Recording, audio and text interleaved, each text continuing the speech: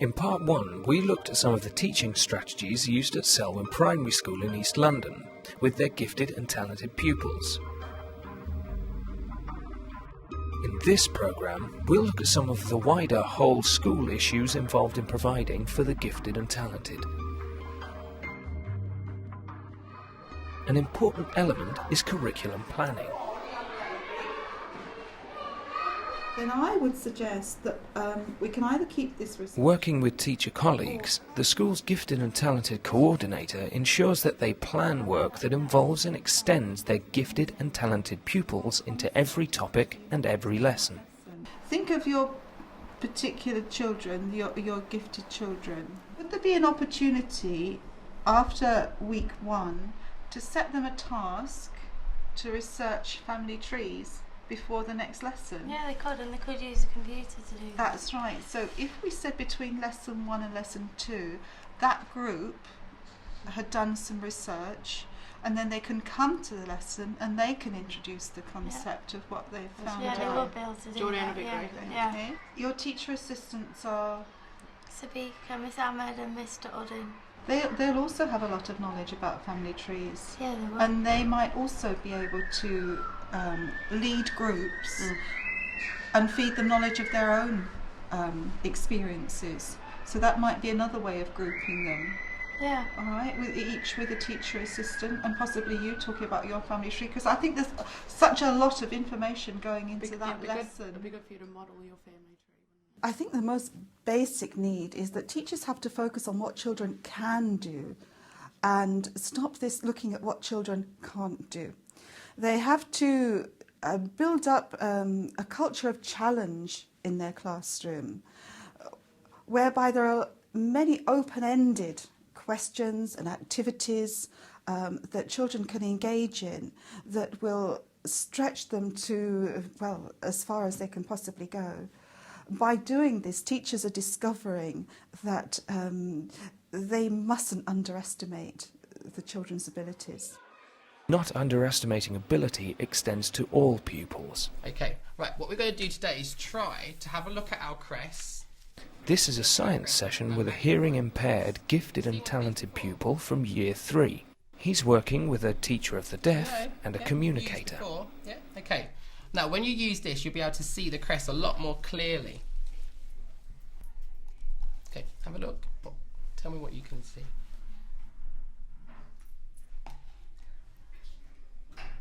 Big leaves.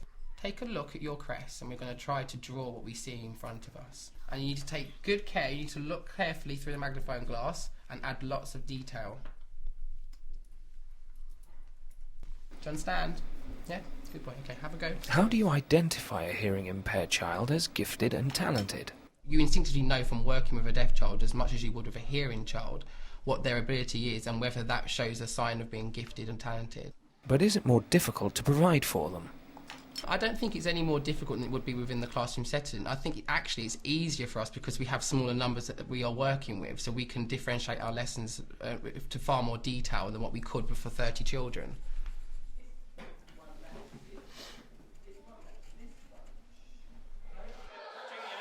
Another example of identifying potential is in EAL language support. And write something about your first picture. Think about These pupils have been identified as gifted and talented in their own language. And they going Ugni came to the school recently from Lithuania. Could I just write Mark and Darren in English because there's no... Yeah, because Mark and Darren, they're the name, aren't they? So if they are named, Sana's main languages are Korean and Urdu. That's a lot. They're all writing a story in their own language. A lot of writing. Can you read it to me, please? Diana, Dubernukai, Eyo Izalagios. Do you know what does it mean in English? Can you tell me, please? One day, two boys going in the zoo. Going to the zoo. Going to the zoo. They are very gifted because these children are very gifted in their own language as well as English. Especially like Ugni, she started 3 months ago, but now she began to write simple sentences in English without any help.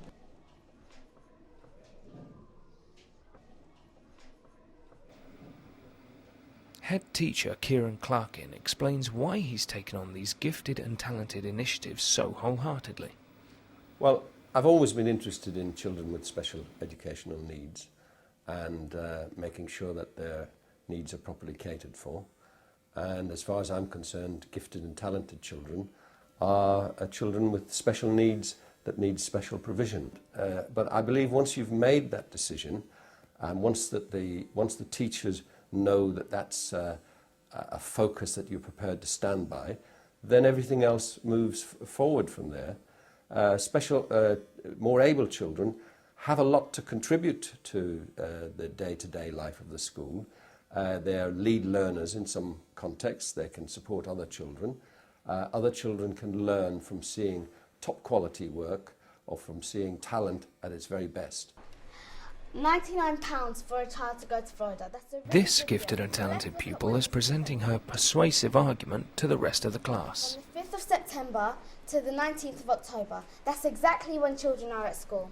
I propose that every one of us should make a complaint to the travel industries, asking them to please consider lowering their prices for us who, by law, have to go to school during these cheaper periods. Gifted children tend to have certain characteristics. For example, they might have incredible ability to persevere at a task, to follow it through, to go into something in really great detail. And that's something we need to look at and support them with.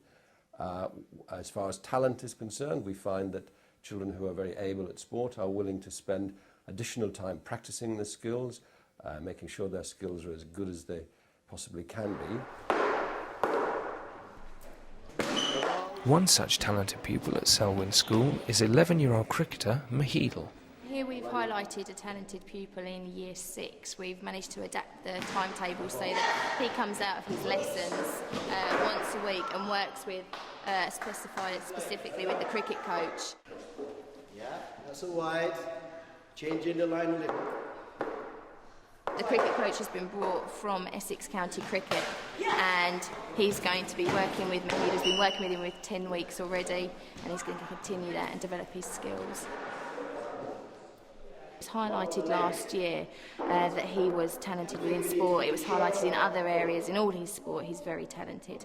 And it was sparked up by another teacher who then contacted myself to see how we could move and how we could work together to bring in people to work with Mahidal. You can go with both hands.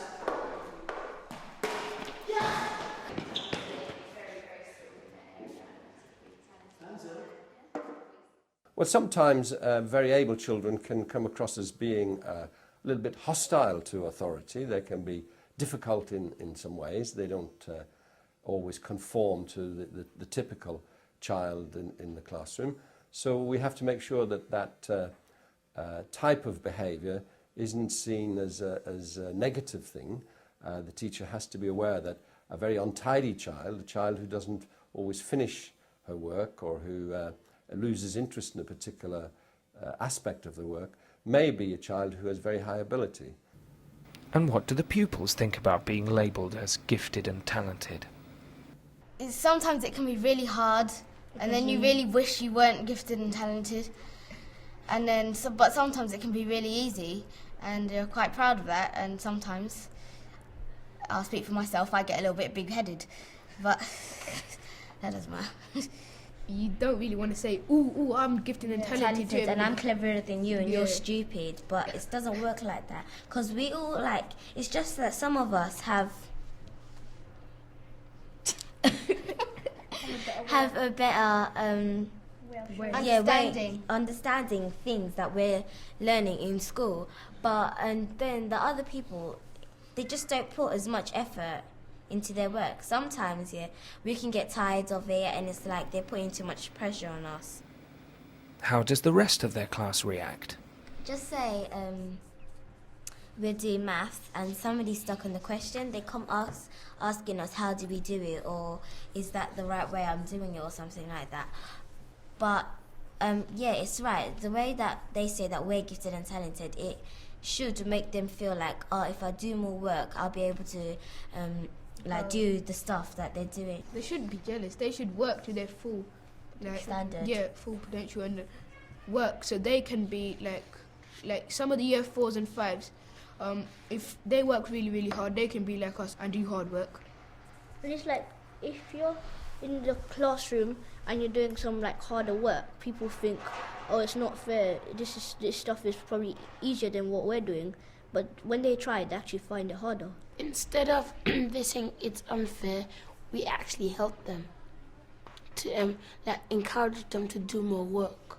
Sometimes it gets annoying because when we're trying to do Our our work, they just come always disturbing us. Yeah. You're just like, can you just go away? I'm trying to do my work. Do the teachers give them more attention?